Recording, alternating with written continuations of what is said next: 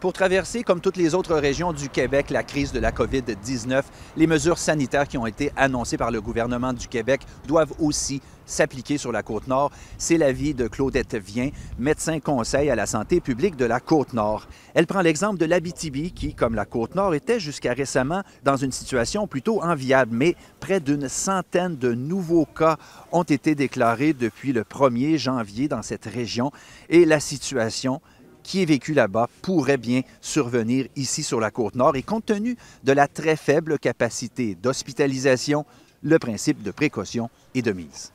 Avec le modèle de l'Abitibi qui n'avait aucun cas avant Noël et que maintenant, ils ont là, jusqu'à 20-25 cas par jour de COVID. Fait que quand ça commence à flamber, ça va extrêmement vite. Et je pense qu'il faut être très prudent là, et respecter, je pense, les mesures qui sont mises en place, même si ça fait mal, même si on pense que c'est injuste.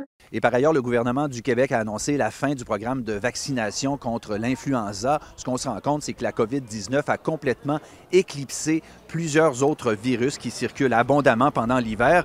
L'indice d'activité grippale est presque nul au Québec depuis avril dernier. La distanciation, le lavage des mains a eu un effet important sur la transmission de plusieurs virus respiratoires.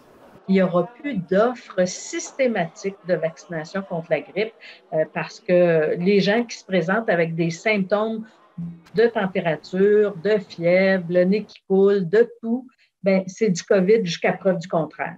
Depuis novembre dernier, 1,5 million de vaccins contre l'influenza ont été administrés au Québec. Alexandre Quentin, TVA Nouvelles, Sept-Îles.